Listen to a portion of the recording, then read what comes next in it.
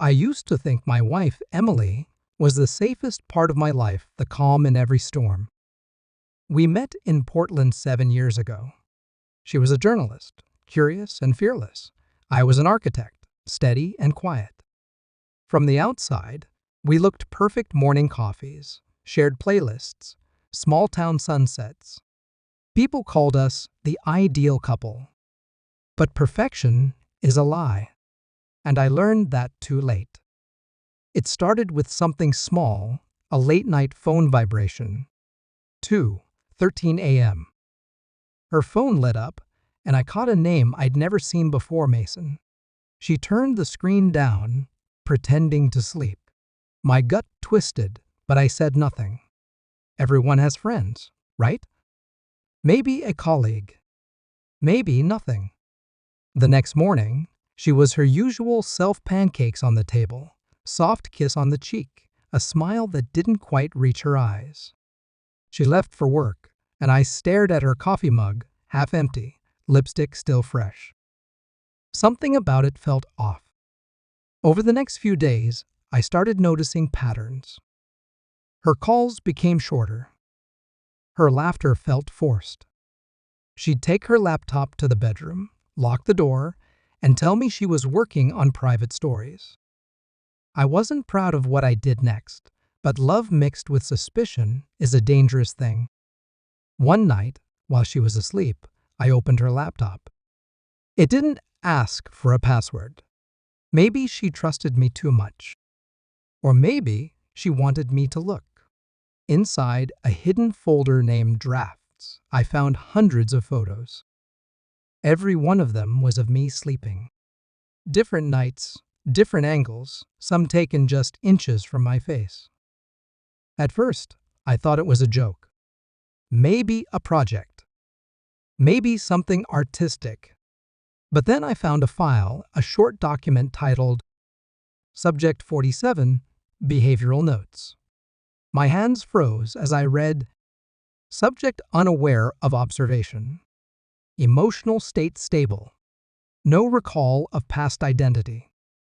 Maintain domestic illusion. What the hell did that mean?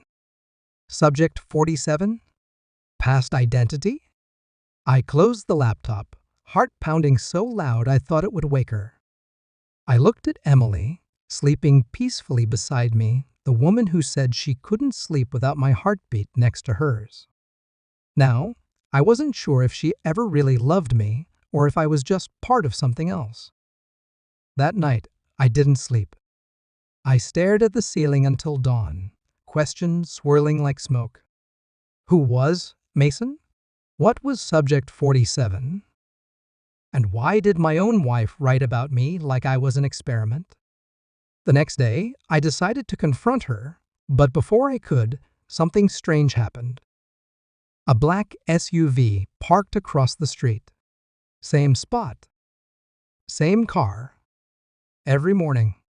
I'd never noticed it before. By evening, my phone buzzed. An unknown number. One message.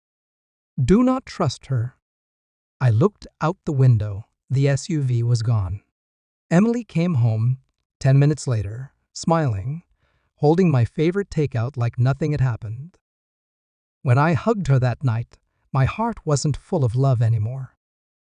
It was full of fear. Because now I was certain. The woman I was sleeping next to wasn't the same person I married. She was someone else. And maybe, just maybe, so was I. The message, do not trust her, burned in my mind all night. I couldn't sleep. I kept watching Emily breathe beside me, trying to figure out if that rhythm was real or practiced. Every smile, every kiss, now felt like part of some bigger performance. By morning, I couldn't take it anymore. While she showered, I went through her purse. Inside, tucked behind her wallet, was a small black flash drive. No label, just scratches on the surface. I plugged it into my computer. A video opened. Grainy. Time-stamped 3 years before Emily and I even met. It was me. hooked up to wires in some kind of medical room, my head shaved, my voice weak, saying something I couldn't remember ever saying. I'll forget everything if it keeps them safe. Just don't let them find me. Then a voice behind the camera said, Subject 47 confirmed. Transfer to handler initiated. The screen froze. I couldn't breathe. Handler, that word. It matched the file I saw on her laptop. I turned around, and Emily was standing in the doorway, wrapped in a towel, eyes full of something between sadness and fear. You weren't supposed to see that, she whispered. My heart pounded. What the hell is going on, Emily? Who am I? She sat down slowly. Your name isn't Daniel. It's Mason Clark. You used to work for a private intelligence firm, Blackwell Systems. You built an algorithm that could expose entire cover networks. But when you tried to destroy it, they came for you. You erased your own identity to stay hidden. I stared at her, disbelief turning to anger. So you what married me to watch me? Tears filled her eyes. At first, yes. They sent me to monitor you. But you weren't the monster they told me you were. You were kind, quiet human. Somewhere along the way, I stopped being your handler. She paused. I fell in love with you. Outside, tires screeched. Black subs again. Flashing lights. They found us, she said, trembling. Before I could react, she handed me a small metal drive, the same one from the video. This is the truth they've been hunting for. If they catch you, it's over. Run, Mason. Gunfire echoed down the street. Windows shattered. Emily pushed me toward the back door. I can't go with you, she said, voice breaking. If I disappear too, they'll know you're alive. You have to make them believe you're still gone. I shook my head, refusing to leave. Emily. She pressed her forehead to mine, whispering, the stranger you've been sleeping next to was the only person who ever tried to keep you safe.